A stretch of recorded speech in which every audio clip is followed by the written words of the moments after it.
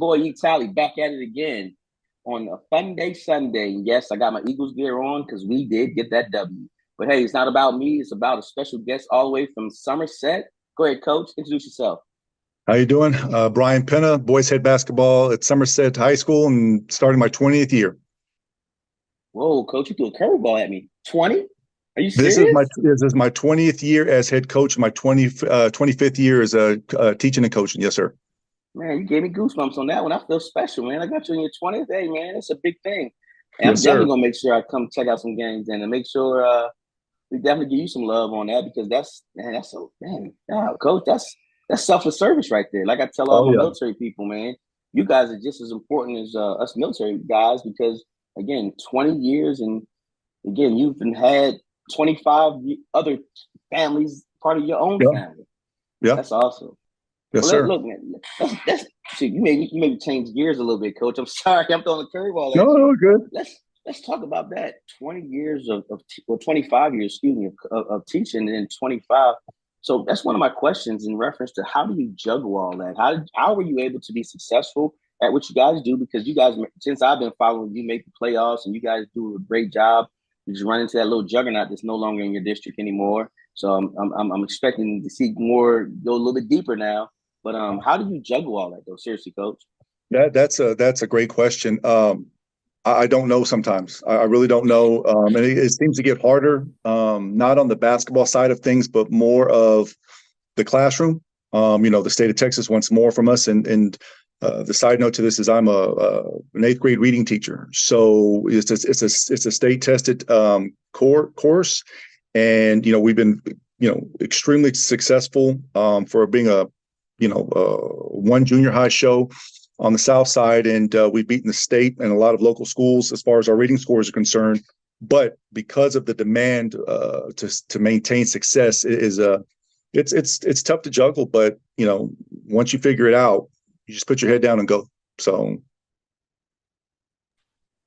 So that's just it. So real quick, let's get to know you a little bit more. So married or family? What do we no, got? no, not married, not married, no kids. I don't know if there's any time left for kids, but it's come to the point to where my every year we get a new Mm-hmm. crop of kids. These are my kids. I've got a Yes, sir. niece and two nephews, but these are my kids at Somerset. So And that's a great honor right there, coach, to know that you're making a difference down there and you're putting in and you're doing a great job and the success you guys had. Like I said, for the years I've watched you to see how far you go, because you think about it, the average basketball season is 30 games, and to know you guys play 30 plus for the yeah, last 5 to 6 years. Am I right about that? About five to yes, six sir. years, you guys been Five, going 6 years, deep. really. It goes back to 2000, the 17-18 season. Was that 6, 7 years? Um, we went to state that year, so we had that one year after that, which was my first technical losing season. Was the 18-19 season, and I always look at a win-loss season not by the actual wins and losses, but did we make the playoffs and did we at least get out of the first round? To me, and I've been 14-17, and we've gone to the second round. So that's how I truly judge a season. And I've only had one losing season in the going into 20 years as head coach. That's awesome. That's awesome. So that kind of brings us to my first question, real question, as far as I want, Mhm. kind of you kind of juggled them around. Yeah. The realignment in this year, how the state tournament is going to be ran. You're going to pretty much essentially have two winners, and then how do you feel about all that? And is it good or bad? And I know a lot of coaches are talking about the shot clock already, so let's not go that Well, far. But just the realignment piece. I'm shocked because I honestly thought that the UIL was going to wait until the next realignment, and it just happened. I kind of got word of that it was going to happen, but not as soon as we thought it did. By a buddy of mine who was the girls' head coach at Cedar Ridge, Kevin Lewis, and then when we were down at Flower Bluff using their facilities to prep for our regional semifinals game. Um, Talking to the coach there, and we talked about well, this is going to wait. There's just no way this is going to happen now. And then, of course, we get blindsided by the UIL. But I guess long story short, I'm not sure how it's going to all end up. I think one, I know I'm a little disappointed because Region 4, 4A, Texas A&M Kingsville, right? That is a site. I've used that, a picture of that facility saying, okay, once district starts, this is your goal. This is your first of really second of three goals: district championship, regional tournament, and then state, right? And then as a player playing here, born and raised San Antonio, 5A, when there was only 5 classes, UTSA was the regional site. And we were fortunate enough my junior, senior year to play at UTSA in the third round, to get ready. So in that regards, it's kind of like you're taking the mystique of the playoffs away, right? And then now instead of sending 24 teams to the state tournament from 1A to 6A, now you're sending 48. And of course, that's not going to happen.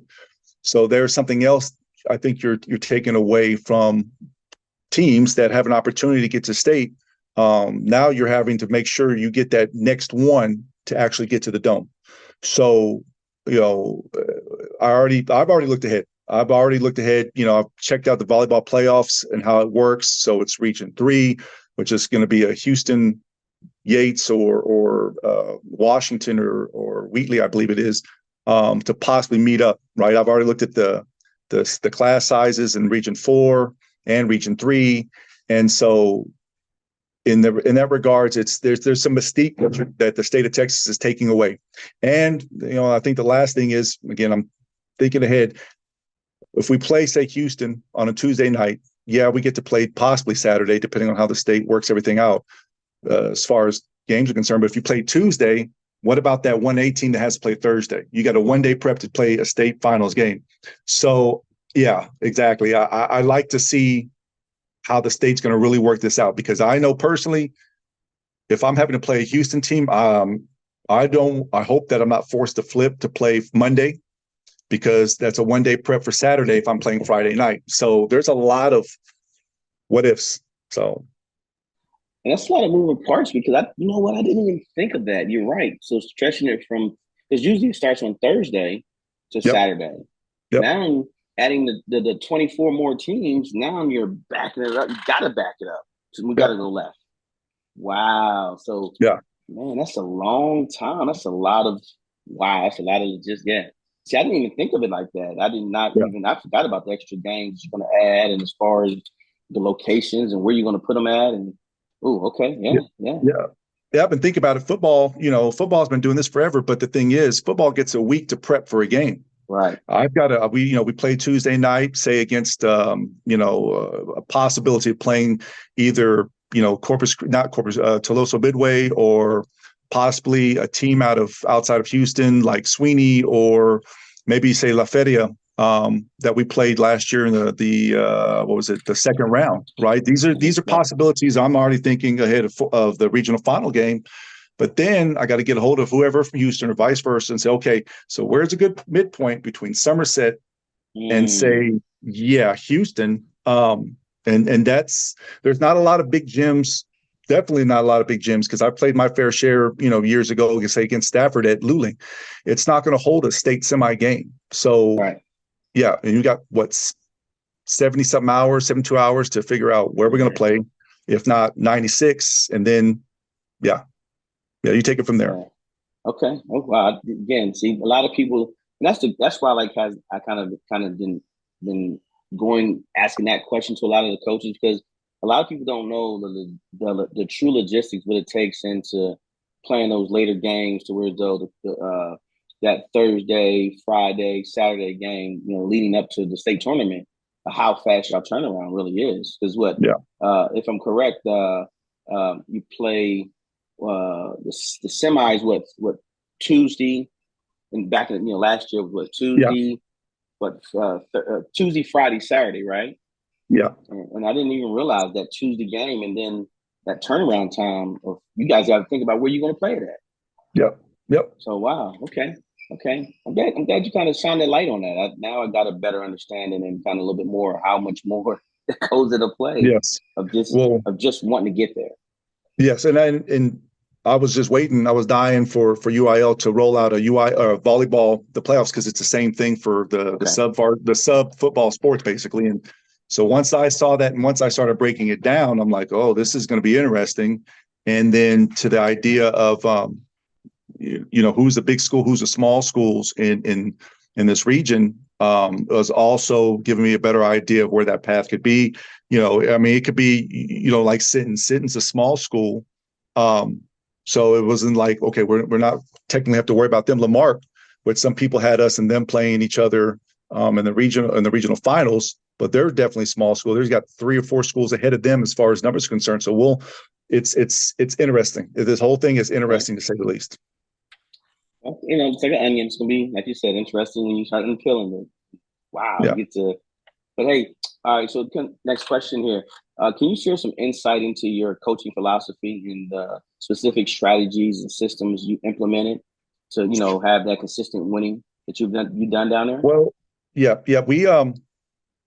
I guess everything starts with us for defense. Our defense is where we really, really buy in. I think not. I think I know. We made a run last year because of defense, of team defense, and our part of our philosophy is with the team defense is if we're playing our best defense by February, we're going to make a run. And when it comes just to our defense as a whole, it's man, it's shade, midline, force everything sideline, baseline, and make sure that everybody is in rotation. To make sure that we got to force teams to move the ball left to right and keep them out of the paint. And a lot of what we do is, and it's funny, it's based off of a still defense, 4-on-4, and just a lot of.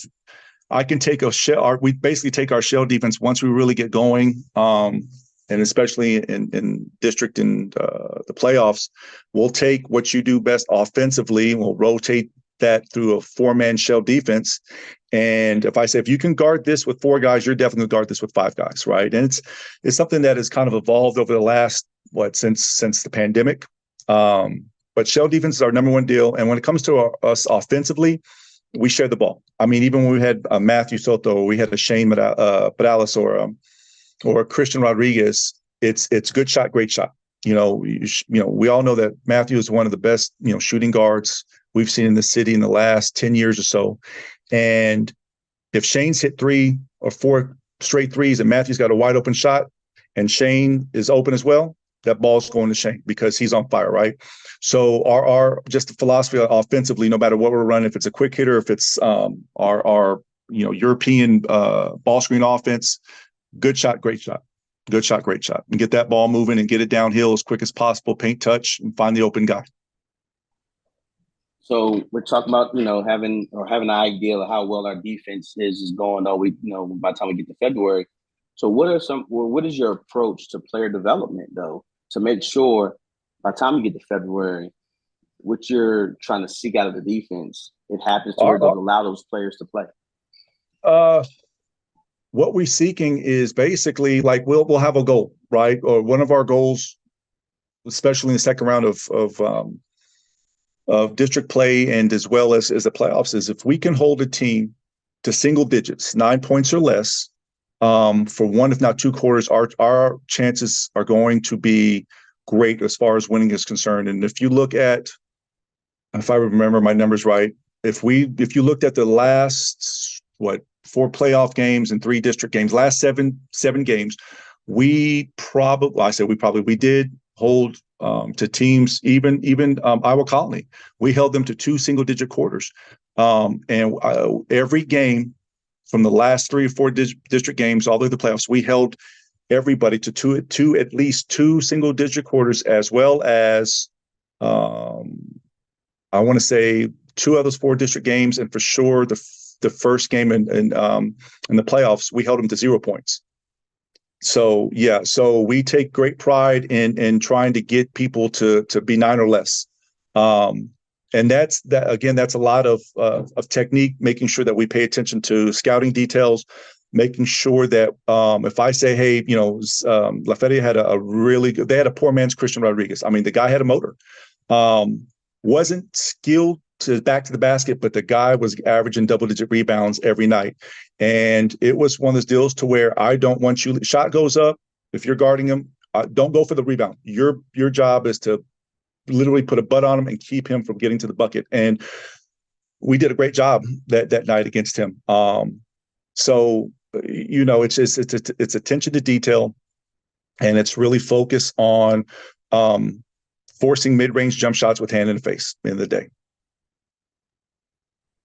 So that part, as far as having them be an ability to sit there and box out and be strong, how is your strength and conditioning when it comes to you guys as far as getting ready for the season, being in season? So when we get, like last year, we made it almost to spring break playing basketball, right? So that spring break, that week going spring break, let the kids rest, play, pick up whatever they want to do in athletics. But when we got back from spring break, and we've been doing this for the last 3 or 4 years, we literally will go 4 out of 5 days without touching the ball. It's weight room. And we'll do that for the first 6 weeks, and then 4 days in the weight room, 1 day on the court. And then after that first 6 weeks, then we'll transition from 3 days weight room, 2 days court. And so here at Somerset, we have a really, really good strength and conditioning coach, Jeff Allen, whose dad was there, who passed during 2020. But dad was a phenomenal strength and conditioning coach. The guy was 70-something years old, still squatting 600 pounds. And his son, who has brought like the new age stuff to what his dad has taught him, has helped. So when we talk about what we do in the weight room, we focus on the whole body, not just one specific area. Shoulders, chest, legs, we'll do a little plyos with it as well, but it's purely, we're going to get stronger. We're going to get quicker. We're going to get faster. I mean, just talk about Matthew. Matthew knew he was getting ready to go to, UTD. And so he was following that program as well. And just that time alone, that spring before he left, he went from benching, 165 to almost 200 pounds, about 195, right? And he put on about 10, 12 pounds of muscle just in that time period under Coach Allen's plan. So that's basically how we approach weights. And then right now we are 4 days in, 1 day out, 4 days on the court, 1 day in the weight room. And then that's how we will progress even through the season. Okay. So, 20 years coaching, I'm sure you have a heck of a culture there when new guys come in there from the freshmen. So can you describe some of the things that you kind of, as the years, you've gotten better as a coach, can you describe it, help you create that culture for your locker room? Well, I think part of that culture is, and the side note to all that is not really basketball related, but it's more or less, we hustle as a program. We hustle because I want our kids looking sharp. They always say, if you look good, you play good, right? And so we'll do things. We'll do concession stand fundraisers, the volleyball game. My dad, who runs NAJF now, a little league football that's been around, I think 50 plus years. That started with my grandfather. They'll rent the football facility for championship weekend. We'll run that as well. So just the guys doing stuff outside of basketball is the first and biggest deal, I think, to help build that culture, that camaraderie.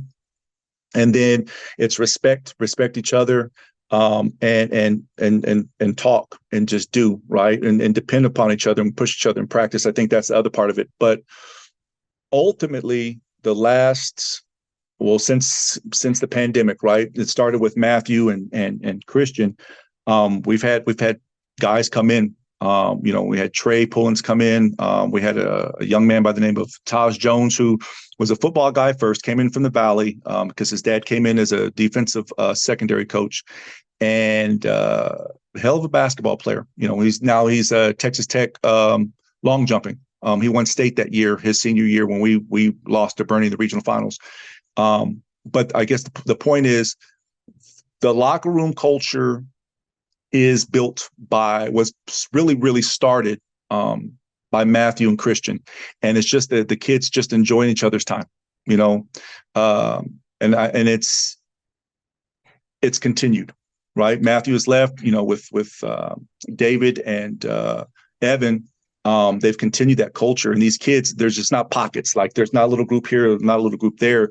They all come together. And, if I could show you the text messages, the team text messages, you can tell that there's a true bond amongst the guys as well as with me.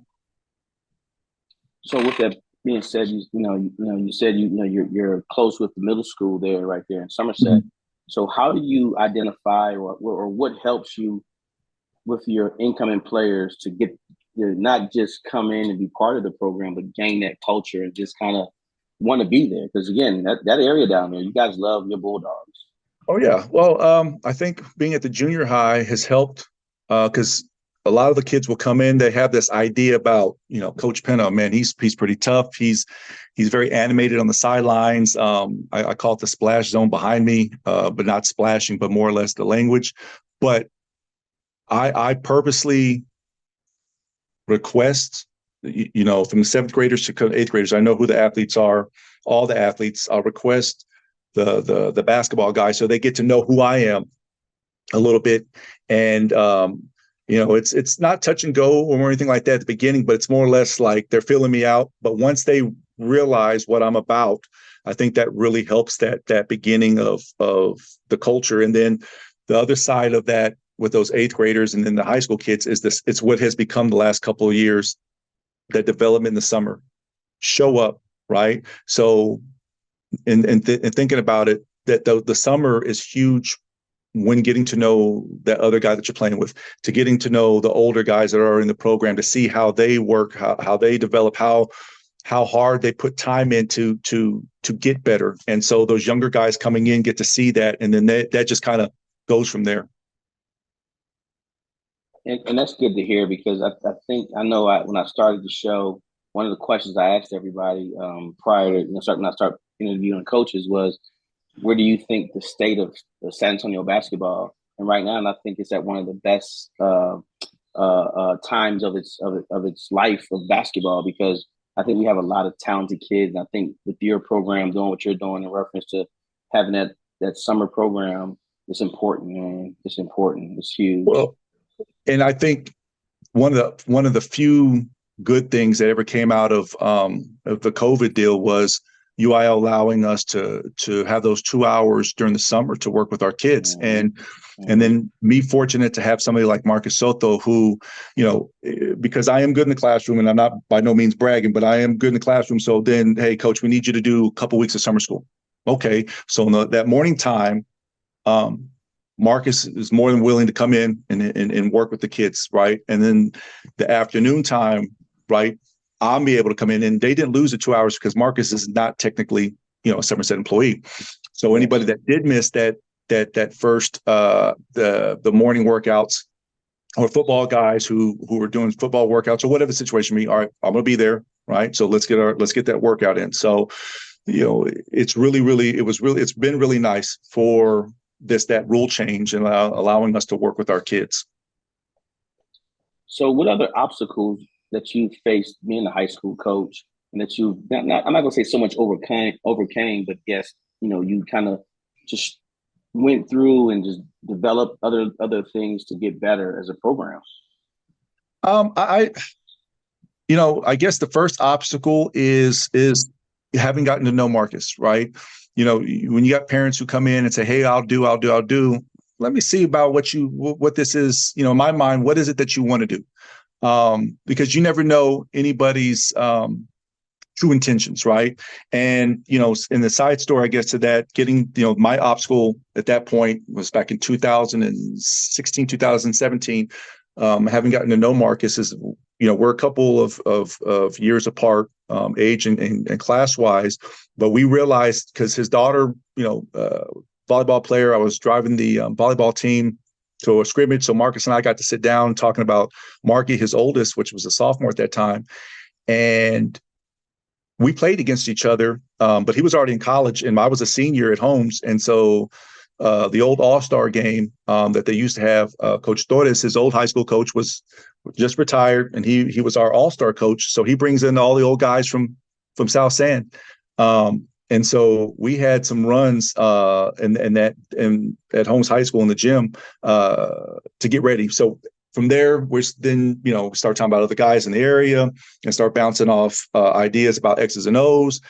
So they're like, all right, you know what? I can trust this guy because it's not just about marking. It's about the team and it's about success. So that honestly has been my only big obstacle. I think my only other obstacle that we had was, when we were 6-24, the year after state, and I had two seniors quit on me in the middle of the season, which has never happened, up to that point. So it was kind of like, okay, how do I not allow this happen again? And since then, having to be even more forthcoming about playing time and roles and success, is not always going to happen at the beginning. So trying to keep people's composure and focus as the season wears on so that, seniors don't quit on me. So would that be some of because my next question was going to ask you about adversity and when did you have adversity and throughout the season that you guys overcame? Would that have been that adversity towards having those two seniors quit or just moving past that? Well, just moving past it. I think that was just I hope is an anomaly. I think the adversity, I think last year is a perfect example of being faced with adversity and then how do we move forward, right? So that group that we had last year, we went into the Christmas break at 11-11, and we had our heads handed to us by Judson veterans, by Antonian, right before we played Laredo United South, right? And I'm thinking, my God, we've been beaten by 30, we've been beaten by 35. United South was a very good team. I watched them play against veterans at the Border Olympics game, the tournament, and was winning up to the last 30 seconds. I'm like, geez, we're going to play these guys in a couple of weeks. We need to be ready. So we lose to them by 7, but our defense was on point. I finally got to see the defense that I wanted, right? And so after that game, we lost by 7 or 8. And talking to the kids, hey, enjoy your 5 days. You're fine. We're going to be just fine. I finally saw what I wanted to see from you, and we're going to be fine. But those 22 games leading into that was always, yes, 100%. I ripped them before games, after games, halftime when we weren't playing up to our level.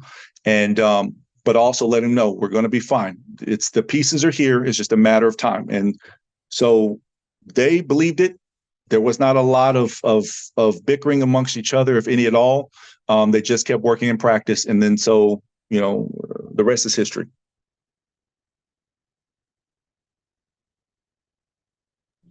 I pushed that mute button. My bad, coach. So hey, real quick. So which year? So you talked about you played United South down there, the Laredo, the Border Olympics game, and then you played them again. So what is your process of scouting other teams to prepare for them in a positive way? And then how do you get your players to buy into it? Because I hear a lot of coaches do film studies, but just how do you get them to understand how important that is? So one of the things that I started doing back in the 21-22 season, because it was a special group, and I'm like, all right, let me try this. So I would send. Well, first of all of our kids have access to the Huddle account, right? So I said, okay, we're going to play. Let me think of. Let's say Judson veterans, right? I want you to watch the game, and I asked them 3 specific questions, right? Who are the best players?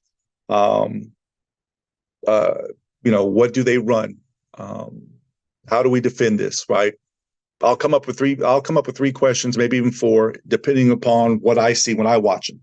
So they know they have 24 to 48 hours to watch the film and then respond back to me individually about their thoughts of the game or whatever scouting or whatever game I want them to watch. And so that's their first eyes on it, right? So then I'll take into account what they see. And then once we get into practice, I'll basically, scouting wise, it's really based on defense. I don't sit there and say, okay, this is what they're going to do to us defensively, unless it's a zone or if it's a very unique press, right? Everything that we do scouting wise is what what they do offensively, and how do we best shut it down? Because I've always told our kids, hey, we can go and score for the next 3 minutes straight. And then you know what? Then we may struggle for the next 15, 16 shots. But I want you to understand defense is number one, and create yourself more opportunities to steals, rebounds, turnovers, whatever we can cause, so we can go down and score, right? Because sooner or later, every game, there's going to be some time of funk, right, where we can't score. So we put a lot of our scouting effort into what other teams do as far as their offense is concerned. Okay. As far as seeing like a Bernie leave, and it's kind of one of the questions I told you I was going to just kind of ask you about, about your playoffs and everything like that. Yeah. Do you think that helped you guys as far as your district, or did it kind of just let you guys be, or what's your thoughts on that? Well, okay. So Bernie, we were never in the same district as Bernie. We tried to get as many preseason games as possible, but as far as them leaving our classification, I mean, yes. It's neither here or there. I think for me, it's what they do. Not offensively, because you go back and you look at those scores outside of the last one that we played with Matthew's senior year, and even then, we got in within 6. But those 2 previous games, really 3, when you look at the preseason game, they were tight. All 3 of them were tight. Even the 2 regionals and that preseason game, they were all tight. So it's what they do defensively. I mean, Macomb runs an excellent matchup zone. And for somebody who, like myself, who loves matchup zones, we could not figure it out. And I give them a lot of credit for what they do. And we saw zone, surprisingly. We saw zone, and this is with Shane, right? Shane and Matthew. We saw zone the second half of district play all the way through the playoffs. And up to that game, zones never gave us a problem. 3-2, 2-3, running, boxing one, it didn't matter. We found the holes, we knocked down our shots, but we struggled against that. But I at the end of the day, it's some people are happy about, oh, now Bernie's out. Okay, Bernie's out, but we still got to go and face the next challenge, whoever the next challenge may be. Right. Yeah. Well, hey, Coach, I appreciate all the time and again taking your time out to talk to me. I like to always ask you guys, give me a fun fact about yourself, something that no one knows but you. Oh, your family, of course. Yes, sir. Yeah. That's a good one. A fun fact. I don't know if I have a fun fact. I don't know if there's a fun fact. I wish I had it. Let me put it this way. I don't have that off the top of my head. I can't think of a fun fact, but I will tell you something that was pretty funny as far as a fun fact is concerned, from one of our former players, which was Shane. He goes up to Oklahoma Christian, and same thing that's in the media guide. What's the fun fact about you, Shane? His fun fact was his dad has a pet squirrel and comes with a leash, and the squirrel hated everybody but his dad. But there is a picture with Shane and the squirrel on his shoulder, and I thought, oh my God, this dude really put this into the media guide. But yeah. I just, as far as I'm concerned, for me, I don't know if at this time I don't know what fun fact there is. Yeah. Don't worry, we definitely have some more conversations, because I got a feeling you guys are gonna not surprise anybody for the most part, but just I think I'm gonna be down there quite often this year. Well, so I'm being told by a few, yes, sir. by a few people. Okay. And I know. Like I tell people who ask about the season, and I tell our kids, I feel like I can control everything except for injuries. I can control grades, not for, hey, teacher, you need to pass them, but like I keep up with the grades as well as the kids. The kids, I think we average about a 96 to 97 point grade average as a team, but I can't control injuries. Right. And, I can pray all I want to. And I can, we're in the weight room and I'm diligent about making sure certain kids are wearing their ankle braces and they're taped, but stuff happens, right? But as long as we're healthy, and I like to think that I've got a really good bead as far as our Region 4A teams are concerned. I like our chances getting to see whoever comes out of Houston, and you give me enough time and I'll put a game plan together to give us an opportunity to go, and be successful, or at least give us a chance to be successful. So, yeah. Well, look, you got me excited. Like I told you, you're on my big board. That's one of the first teams that fall down. You're the first team to get knocked up. Okay, I'm letting you know that now. So, Yes, yeah, sir. I got 25 listed, and you're number 26. And as soon as that guy get knocked down, I'm moving you up the board. I think you Well, guys are gonna have a successful season for sure, though. oh, Seriously. oh, most definitely. And we take for a 4A school, we play an extremely tough preseason schedule, and I got to wait for 3 football guys, but it's the kids already know this right here on top of everything else. Our preseason schedule is what gets us ready for district and for Yeah. sure the playoffs, because you're not going to see like an Antonian skill team or athletes like Judson veterans until you get to that 4th or that 5th round. And so by doing that on a night in, night out basis and playing the Southwest schools of the world, and going to Border Olympics and Marble Falls and Harlandale, like I think 1 3A, 1 or 2 4As, and depending upon what we see in the tournaments, like we're 5As and 6As pretty much all the way through. So yeah.